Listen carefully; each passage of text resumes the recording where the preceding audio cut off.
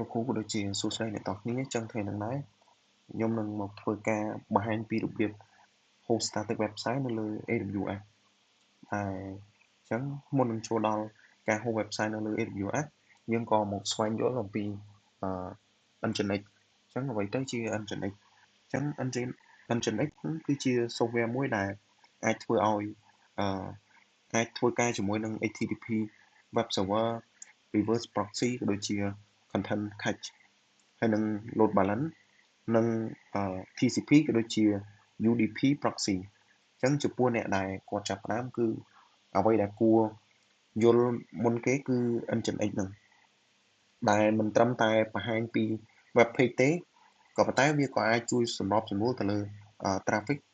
ទៅ service ដែលនៅខាងក្រោយផងដែរហើយដែល web server ហ្នឹងមានដូចជាពពួក HTML CSS JavaScript រូបភាពក៏ដូចជា file ផ្សេងៗហ្នឹងហើយreverse proxy វិញគឺវាទទួល request មុនមកមុនហើយបានបញ្ជូនទៅខាង back end server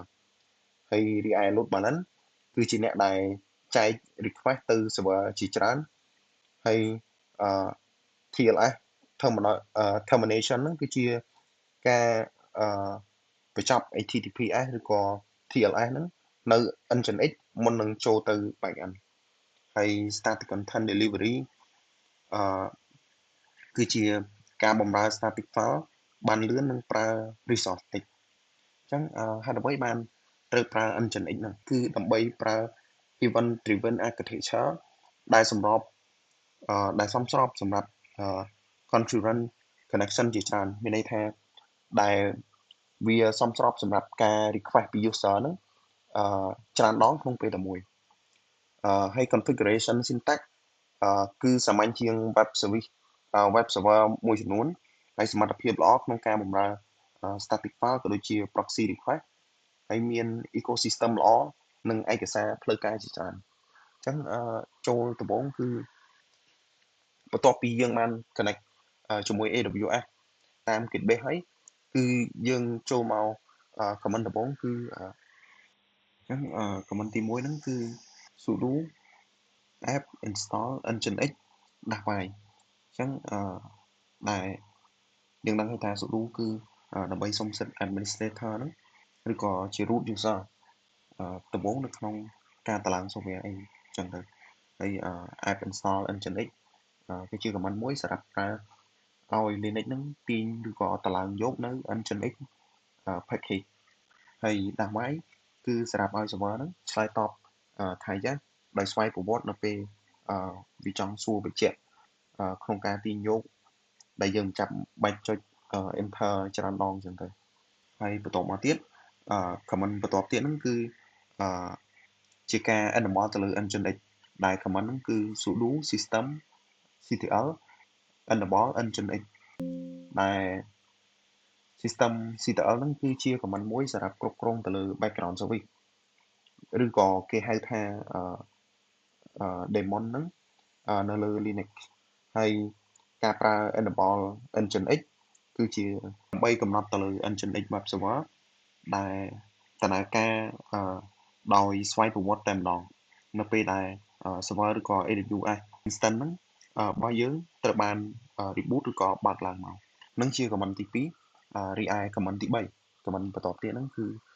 ជាការ check ទៅលើ status nginx ដែល command ហ្នឹងគឺ sudo systemctl status nginx ដើម្បីដឹងថា nginx របស់យើងនឹងតឡើងបាញ់មិញហ្នឹងដើរត្រឹមត្រូវឬក៏មាន error អីអត់អញ្ចឹងយើងត្រូវ check status របស់វាសិនដែល status nginx គឺវានឹងបង្ហាញនូវព័ត៌មានលម្អិតនៃ nginx ហ្នឹងបើសិនបើវាមានពាក្យថា active running ពណ៌បៃតងបែបហ្នឹងអញ្ចឹងមានន័យថា web server យើងគឺកំពុងដំណើរការហើយបានជោគជ័យបន្តមកទៀតបន្ទាប់ពីយើង check status ដឹងថា nginx យើងដំណើរការបានជោគជ័យហើយបន្ទាប់មកយើងធ្វើការ upload file HTML របស់យើងហ្នឹងដែលជា static website ចូលទៅក្នុង FileZilla អញ្ចឹងដើម្បីចូល connect FileZilla ជាមួយ AWS គឺទីមួយគឺយើងចូលទៅ កន្លែង instant connect ហ្នឹងហើយ copy IPv4 ហើយបន្ទាប់មកយើងចូល FileZilla ហើយpass នៅ IPv4 ដើម្បី connect ហើយបន្ទាប់ពីវាបង្ហាញថា connect successful ហើយបន្ទាប់មកយើងចូលបើកទៅលើ directory របស់យើងហើយ directory ហ្នឹងគឺនៅក្នុង root file ហើយបន្តមកទៀតយើង scroll ចុះមកក្រោមនៅក្នុង var ហើយ scroll ចុះមកក្រោមទៀតគឺនៅក្នុង www ហើយក៏ដូចជាយើងនឹងដាក់ file HTML ហ្នឹងគឺនៅក្នុង folder HTML ឈ្មោះ HTML នោះមកហើយបន្តមកទៀតយើងចូលទៅរកនៅ file HTML របស់យើងដែលយើងបានរក្សាទុកហ្នឹង